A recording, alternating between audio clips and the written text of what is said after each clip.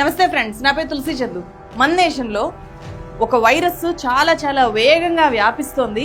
అది జాతీయ స్థాయి దాటి ఇంటర్నేషనల్ లెవెల్కి వెళ్ళిపోయింది. దానికి బెస్ట్ ఎగ్జాంపులే ఈ వీడియో. ఒకసారి చూడండి ఈ అల్లాహు అక్బర్ వీడియోని.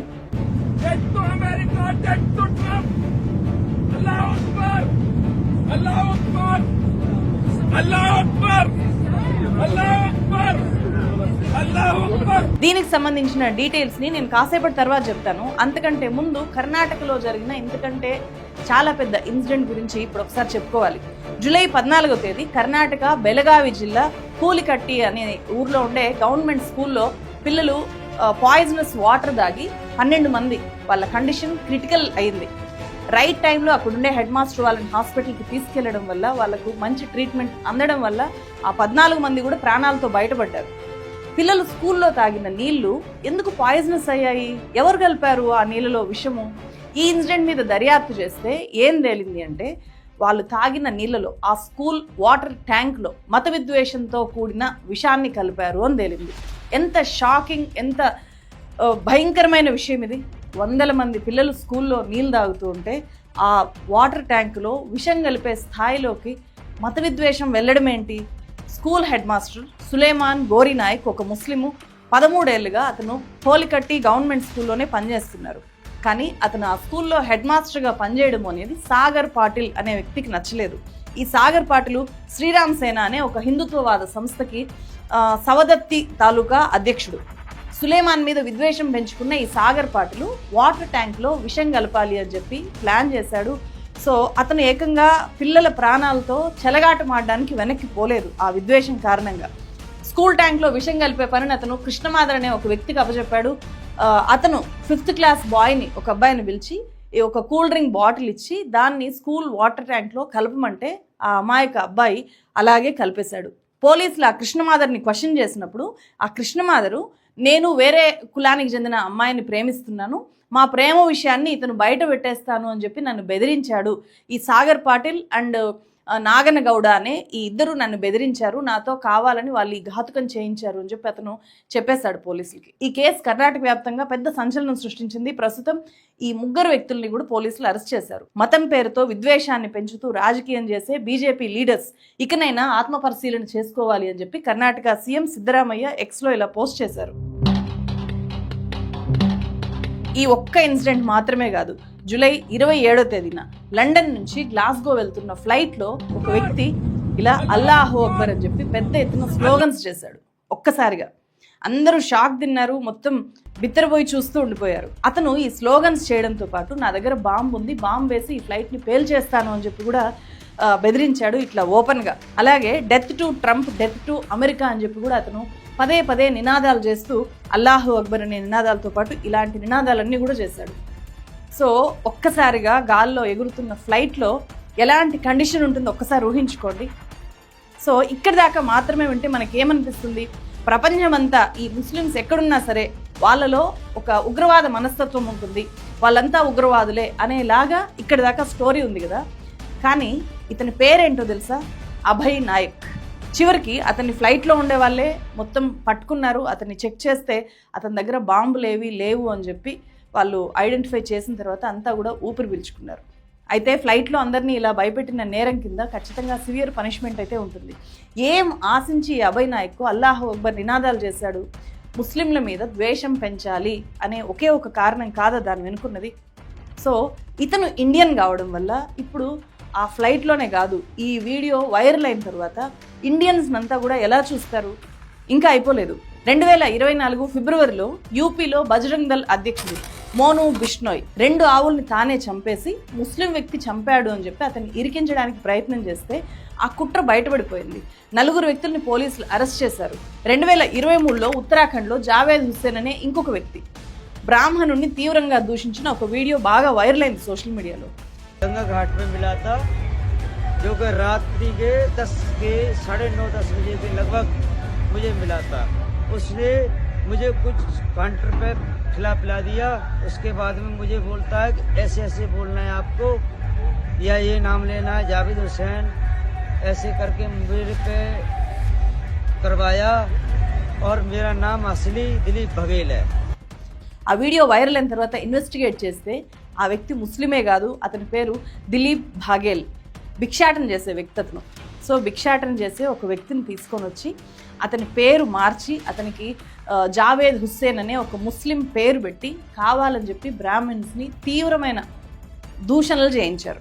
సో ఇదంతా కూడా ఒక స్క్రిప్టెడ్ వీడియో, ఇదంతా స్క్రిప్ట్ చేసి అతనితో ఇలా కావాలని చెప్పి రెచ్చగొట్టేలాగా ఇతను ఇలా మాట్లాడించారు.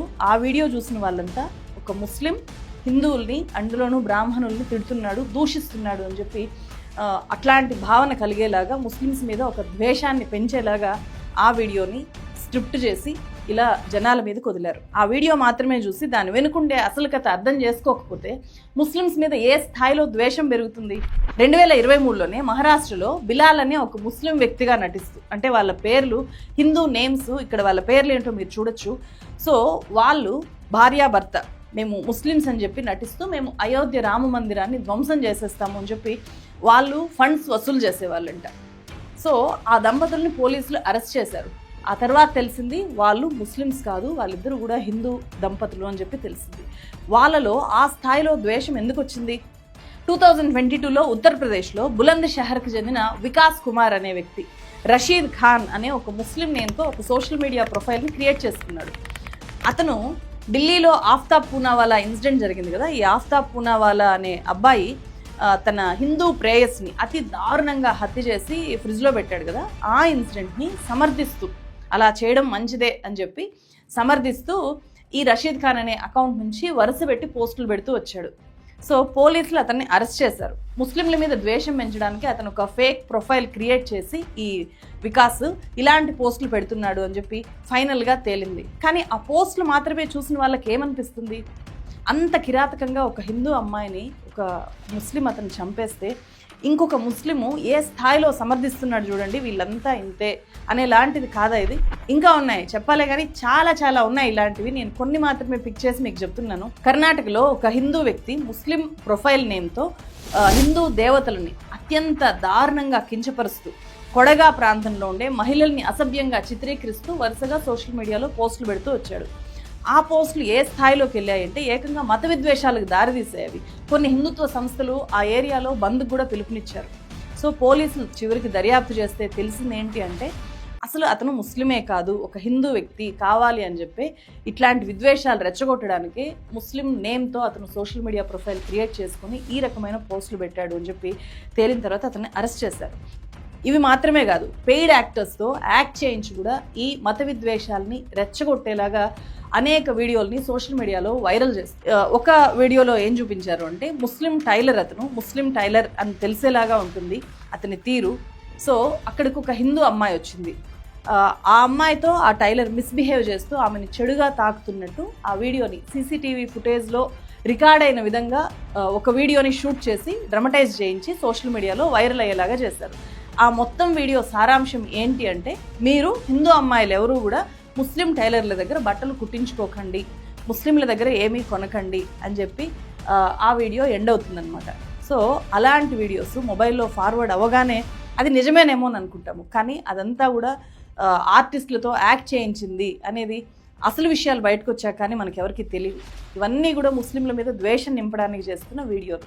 మన దేశంలో ముస్లింలలాగా నటించి నేరాలు చేయడమే ఒక కొత్త ట్రెండ్గా మారింది అని చెప్పి 2023 నవంబర్లో స్క్రోల్ వెబ్సైట్ ఒక రిపోర్ట్ని పబ్లిష్ చేసింది. దాని ప్రకారము ఒక నేరంలో ముస్లిం పేరు తెర మీదకి వచ్చినప్పుడు ఆ వ్యక్తి ఖచ్చితంగా ఏదో తప్పు చేసి ఉంటాడు అని చెప్పి జనాలు ఈజీగా నమ్ముతారు. ఆ వ్యక్తినే కాకుండా మొత్తం ముస్లిం కమ్యూనిటీ మీద ద్వేషం పెంచుకుంటారు.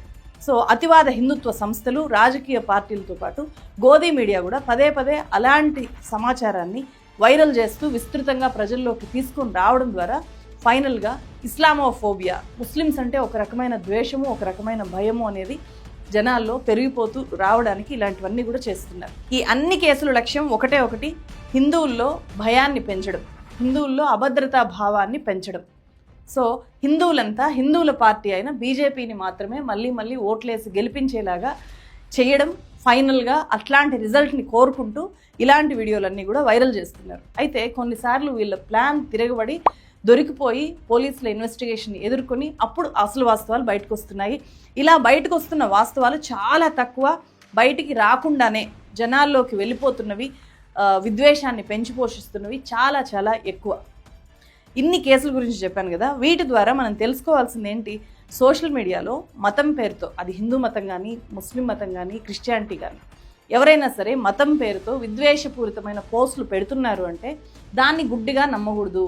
పదే పదే మిలియన్స్ ఆఫ్ వ్యూస్ ఉంటాయి చూడండి, లక్షల లైకులు, లక్షల షేర్లు ఉంటాయి అలాంటి వీడియోస్కి. దాంట్లో రిలీజియన్ ఫ్లేవర్ ఉంటాయి. ఒక మతం వాళ్ళు ఇంకొక మతాన్ని ద్వేషిస్తున్నట్టో లేకపోతే అవమానిస్తున్నట్టో ఎక్స్ప్లాయిట్ చేస్తున్నట్టో ఉంది అంటే వాటికి విపరీతమైన షేర్లు ఉంటాయి. సో దాని కింద కూడా ఏ మతాన్ని టార్గెట్ చేస్తూ ఉందో దానికి సంబంధించిన హేట్ పోస్టులు, హేట్ కామెంట్స్ చాలా ఉంటాయి. అవన్నీ కూడా ఆ హేట్రెడ్ రిజల్ట్ అనమాట. ఆ కామెంట్స్ అన్నీ కూడా సోషల్ మీడియాలో మనం మతం కోణంలో వైరల్ అయ్యే ప్రతి పోస్ట్ వెనుక కూడా రాజకీయ ప్రయోజనాలు ఉంటాయి ఖచ్చితంగా అనేది మనం తెలుసుకోవాలి. అందుకే వాటిని చూసి వదిలేకుండా ఖచ్చితంగా రిపోర్ట్ చేయాలి. ఫ్యాక్ట్ చెక్ వెబ్సైట్లకు వాటిని పంపితే కనుక వాళ్ళు ఫ్యాక్ట్ చెక్ చేసి అట్లీస్ట్ ఏ పోస్ట్ వెనుక ఏ రాజకీయ ప్రయోజనాలు ఉన్నాయి అనేదైనా బయటపెడతారు.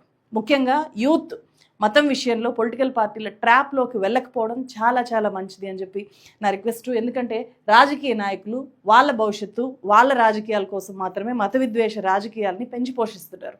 వాళ్ళు మీ భవిష్యత్తు, మీ కెరియరు, మీ అభివృద్ధి లేకపోతే ఈ దేశ అభివృద్ధి గురించి ఏమాత్రం ఆలోచించినా కూడా ఇలాంటి మత విద్వేష పూరితమైన పోస్టులు ఇన్ని వేలాదిగా మనకు వైరల్ అవుతూ కనిపించవు. సో సోషల్ మీడియా నిండా విద్వేషం మనకు కనిపించదు ఈ స్థాయిలో. కాబట్టి యువత ఖచ్చితంగా ఇక్కడ జాగ్రత్త పడాలి. మీరేమంటారు? మీకు తెలిసిన వాటి గురించి మీరు కామెంట్స్లో షేర్ చేయొచ్చు.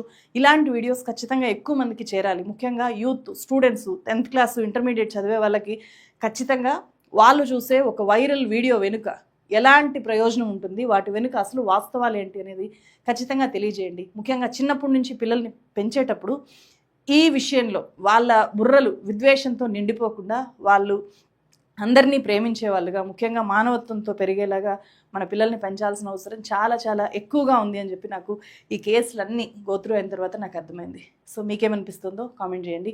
మన ఛానల్ని ఇప్పటిదాకా సబ్స్క్రైబ్ చేయకపోతే మాత్రం మస్ట్గా ఇప్పుడే సబ్స్క్రైబ్ చేయండి. ఇలాంటి వీడియోస్ మీ ముందుకు తీసుకొని వచ్చే ఈ ఛానల్కి మీరు అండగా నిలబడచ్చు, మీరు సపోర్ట్ చేయొచ్చు. అందుకు మార్గం జాయిన్ బటన్ మీద క్లిక్ చేసి ఈ ఛానల్లో పెయిడ్ సభ్యుడిగా చేరడం. మరో వీడియోతో మళ్ళీ కలుస్తాను. Thank you so much.